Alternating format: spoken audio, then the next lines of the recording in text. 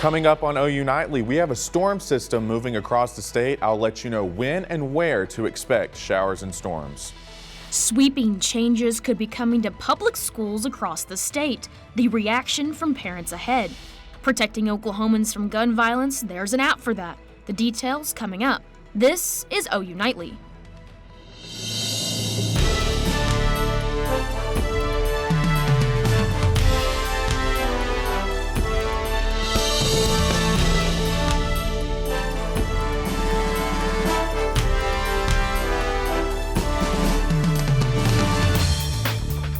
Thanks for watching OU Nightly. I'm Ireland Fitzer. And I'm Morgan Martin. We begin tonight with breaking news. U.S. Marshals in Ardmore just released an alert for a man they say is armed and dangerous. Jason Javon Franklin was released from prison in May of 2022, but police say he did not register as a violent offender, and that is what concerns them. Franklin was convicted of second-degree arson, shooting with intent to kill, and possession of a controlled substance. The Marshal Service is offering a $5,000 reward for information that leads to his arrest.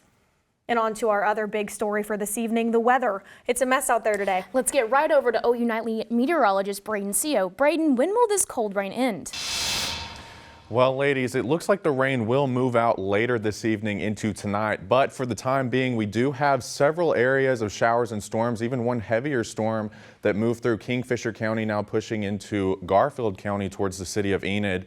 And additional rain is expected to fill in across central Oklahoma as we go through the rest of the evening hours before that starts to push away as we go through tonight. But as you can see on the temperature map, we've got temperatures in the 50s here across central Oklahoma, some 30s across the northwest portion of the state. And we'll talk about the rain moving out, plus cooler temperatures and a mild weekend ahead. Ladies. Thank you, Braden. And as we head into December tomorrow, we're all keeping winter weather in mind. That's why the OU Nightly weather team is working overtime right now, checking out long-range forecasts and taking a special look at the weather phenomenon El Nino. What that means for our temperatures this winter and just how much snow, sleet, and even ice we could expect is coming up. When OU Nightly's senior meteorologist Coy Taylor answers these questions in his special winter weather forecast, coming up at 4:46.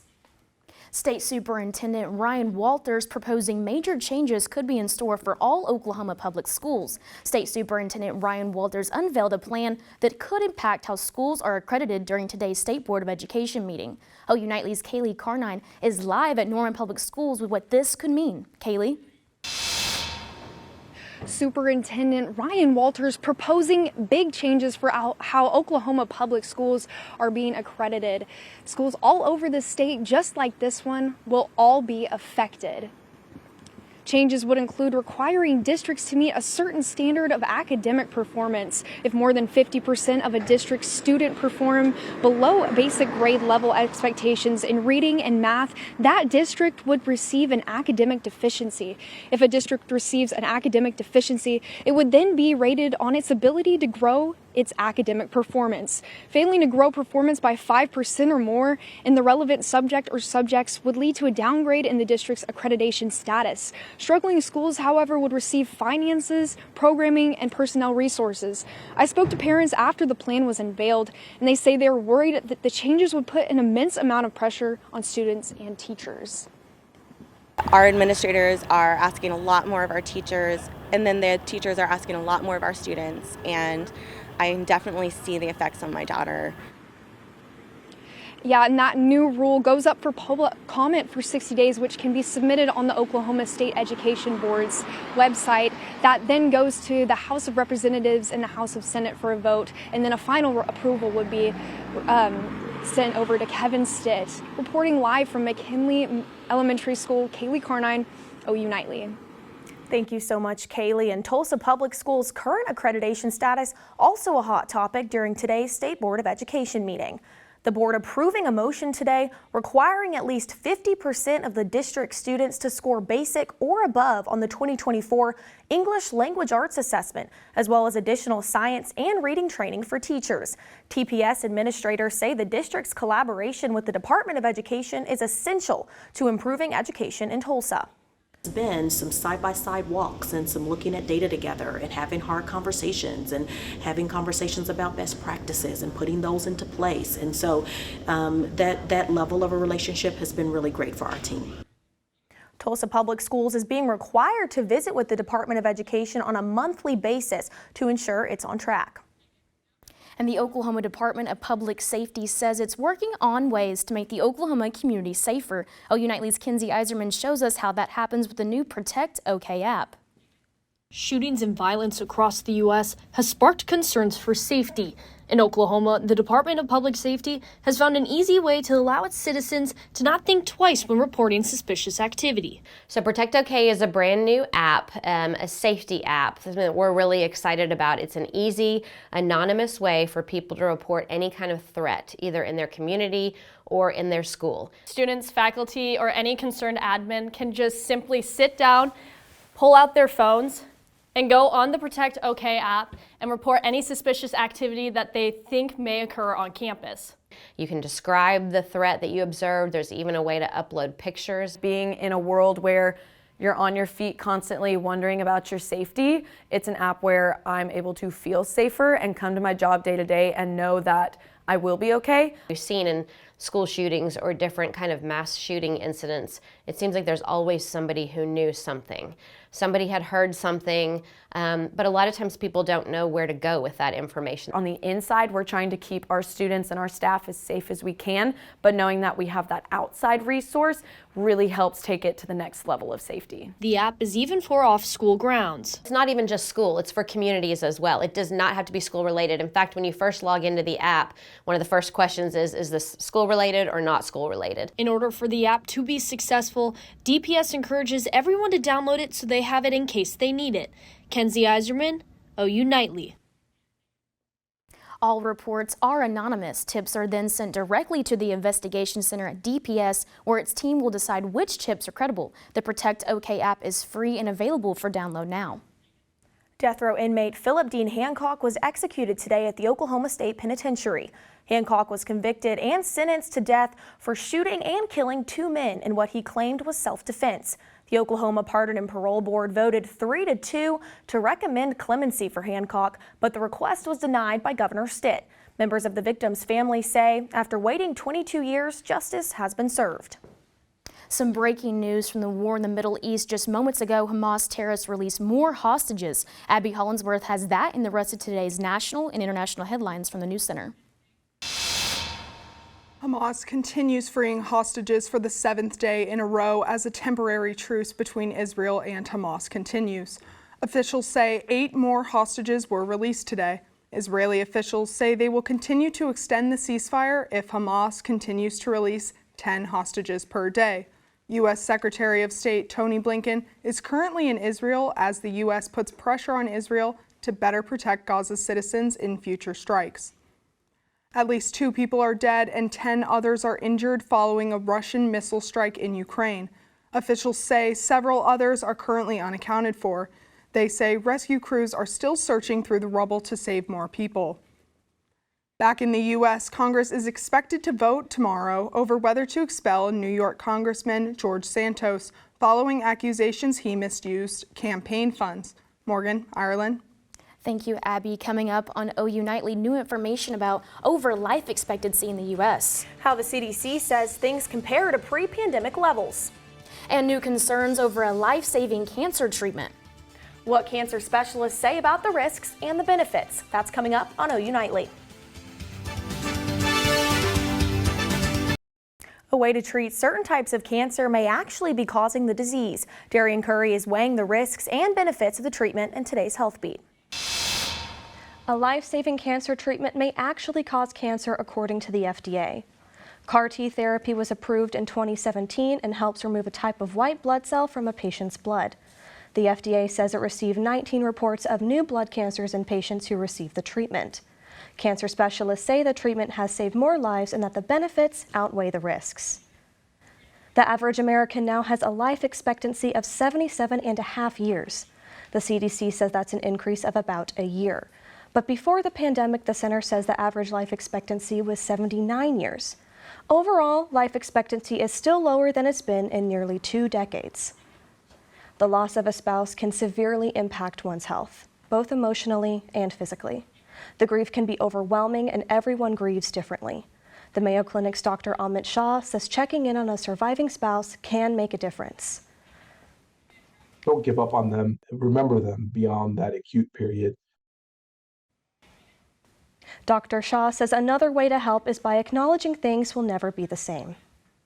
And along with the first day of December is the first day of holiday stress. Therapists say it's okay to set boundaries and to allow yourself to live in the moment to enjoy the holiday season. Back to you, ladies. Thank you, Darian. Winter weather starting soon here in Oklahoma. When we return, OU Nightly meteorologist Coy Taylor breaks down that winter weather outlook.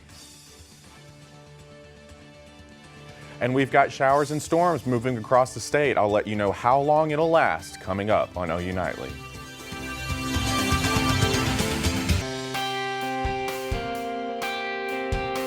Welcome back to OU Nightly. Here's a live look across campus. We've currently got pretty dreary conditions out there as some rain has made its way across the area this afternoon. Temperatures right now are in the mid-50s with, again, that light rain hanging with us for the time being. And you can see that across the state right now. We've got several areas of showers and storms here across northern Oklahoma approaching I-35, and then another batch that will eventually make its way into central Oklahoma over the next couple of hours. And then looking at the severe weather outlook, we do have a marginal risk for severe weather. We're not expecting widespread severe weather, but a few storms could produce some small hail, basically along and south of the I-40 corridor. Looking at your current temperatures, you can see there is quite the contrast here between central and western Oklahoma. We've got some 30s starting to push into the state as that colder air begins to filter into the state, and then taking that wider view across the southern plains, you can see 50s across the state of Oklahoma, even some 30s out into the Texas Panhandle. And looking at the air mass forecast over the next several days, you can see that cold air pushes in, but then mild air starts to return for a little bit. And then cooler air returns as we head into the middle of next week, and then that starts to push off to the east by the end of next week. Futurecast shows these showers and storms pushing into the metro by around 9 p.m. tonight before the storm system starts to exit the state as we head into the overnight hours, with only a few light showers expected by Saturday morning. Nothing significant in the way of rainfall expected here in central Oklahoma, but we could see over an inch of rain in places like Miami, 0.6 of an inch down towards Idabel. Looking at lows tonight, you can see we'll dip down into the upper 30s here in the metro with some teens starting to creep into the state up there in the Panhandle. And then highs tomorrow start to rebound into the 50s here in the metro with some 40s confined to the Kansas border up across northern Oklahoma. And then your 7-day forecast shows no rain in the forecast through the next 7 days. And then by this weekend, temperatures start to warm slightly back into the 60s. And then as we head into the beginning of next week, you can see temperatures cool just a little bit, right around average at about 58 degrees. So those warmer temperatures over the weekend, is that pretty normal temps for this time of the year? It's actually a few degrees above average, and then we fall back to average by early next week. Well, thank you so much, Braden. And on the conversation of weather, meteorological winter starts tomorrow, which makes this the perfect time to take an in-depth look at what we can expect this winter. OU Nightly meteorologist Coy Taylor takes a deep dive into the data to figure out what you can expect this winter in the Sooner State. I've spent the past few weeks crunching the numbers to see what winter could bring here in central Oklahoma. So let's start with taking a look at what happened over the past 5 winters. 3 years ago, 2020 into 2021, we saw 22.5 inches of snow. It was a snowy February, a cold February too. We saw the outbreak of the cold air through the middle part of February of that year, and it brought major headaches to Oklahoma and Texas. And then ever since then, it's been a steady drop off in our snow to the abysmal 3.4 inches of snow that we saw last year. What conditions are we watching? We are watching a strong El Nino. That's going to continue as we head into March in April. We're very confident of that. So here's our El Nino right here off the, what would be Eastern Pacific off the coast of South America. That's where we are watching warmer temperatures, warmer ocean temperatures than normal for this time of year. And that's highlighted by those yellows, oranges, and reds. What does it look like for this winter? First, I'm expecting above normal precipitation for this winter. And then as we head into our temperature department, we're expecting near normal temperatures. So those warmer temperatures across the oceans, across the globe, I think that's going to kind of tamp down the cooler than normal effects of a typical El Nino. Drought improves, so we're expecting above normal precipitation. Hopefully the drought gets wiped out by the time we're talking in March. And then we're going to have a slow start but a strong finish. So what does that mean? We're going to have a slow start to December, the first month of meteorological winter, probably going to start out above average, at least for the first half, if not the whole month in the temperature department. And we're probably going to have a very quiet, possibly dry December. But then as the ball drops and we ring in the new year of 2024, we're expecting a switch to be flipped and a more active pattern, more shots of cold air, more storm systems. Coy says those early indications show the El Nino could continue into the summer and impact our severe weather season here in Oklahoma. And coming up on OU Nightly, the transfer portal has taken another Sooner star who was second on the team in rushing touchdowns. And moving on to the court, OU Nightly's Addison Arthur is live at McCaslin Fieldhouse with details on tonight's game. Addison. That is right. The men's basketball team is doing something they have never done before. Stick around. I'll give you all the details about this special game. Sports is next.